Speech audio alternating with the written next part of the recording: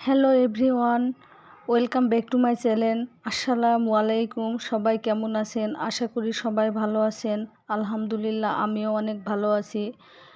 আজকে আমি আপনাদের সামনে কেয়া কিচেন ব্লগের আরও একটি নতুন রেসিপি নিয়ে হাজির হয়েছি।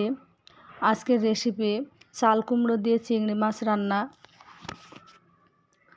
আমার মতো করে চাল কুমড়ো দিয়ে সুস্বাদুভাবে চিংড়ি মাছ রান্না করতে হলে আমার ভিডিওটি স্কিপ না করে সম্পূর্ণ দেখতে হবে। তাই আপনারা আমার ভিডিওটি স্কিপ না করে সম্পূর্ণ দেখবেন এবং আমার সাথে থাকবেন। এখনও যারা আমার নতুন বন্ধু হন নাই তারা দ্রুত আমার চ্যানেলটি সাবস্ক্রাইব করে নতুন বন্ধু হয়ে যাবেন। দেখুন, কথা না বাড়িয়ে আমি মূল রেসিপিতে চলে এসেছি। আমি একটা প্যান নিয়েছি, প্যানে পেঁয়াজ কুচানো নিয়েছি।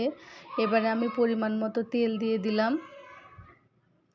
পেঁয়াজটা আমি হালকা করে ভেজে নিব কাঁচা গন্ধ দূর হওয়ার জন্যে। দেখুন, আমি হালকাভাবে পেঁয়াজটা ভেজে নিচ্ছি। হালকা কালার চেঞ্জ হলে আমি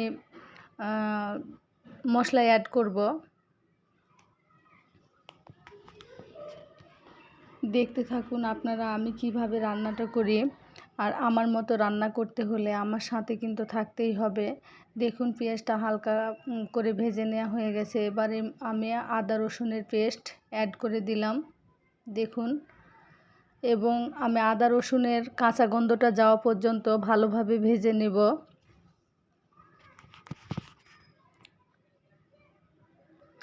বাসায় যে কোনো সবজি আপনারা যে কোনো রকমভাবে রান্না করে দেখেছেন, আমি আজকে ভিন্নভাবে একটু রান্না করে দেখাবো। তাই অবশ্যই আমার মতো করে সবাই বাসায় ট্রাই করবেন একবার হলেও, এবং আমাকে কমেন্টে জানাবেন আমার রান্না সম্পর্কে যদি কারো কোনো মতামত থাকে। দেখুন, আমি দারুচিনি বেটে রেখেছি, সেটা আমি এখন ইউজ করব না, পরে মশলার সাথে ইউজ করব।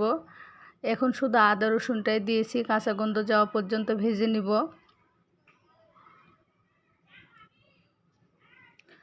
রান্না সম্পর্কে আপনাদের যদি কোনো মতামত থাকে তাহলে অবশ্যই আমাকে জানাবেন, আমি কমেন্টে রিপ্লাই দিব।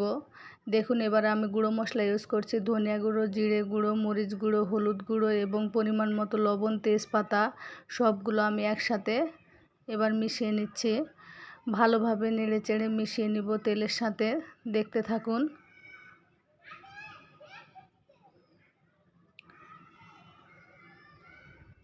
মশলাটা যেন পুড়ে না যায় সেজন্য আমি হালকা পরিমাণে একটু পানি দিব এবং মশলাটা ভালোভাবে কষিয়ে নিব।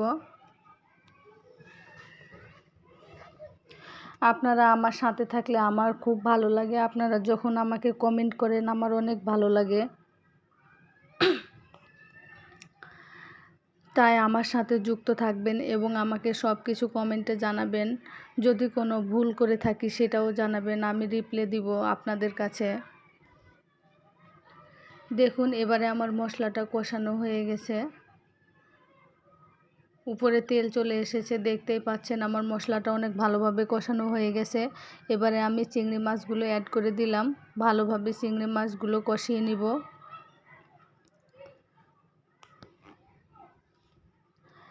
আমি জানি না আমার মতো করে আপনারা বাসায় রান্না করেছেন কিনা। যদি না করে থাকেন তাহলে এভাবে একবার হলেও রান্না করে খেয়ে দেখবেন, অবশ্যই ভালো লাগবে। এবারে আমি কাঁচামরিচ দিয়ে দিলাম।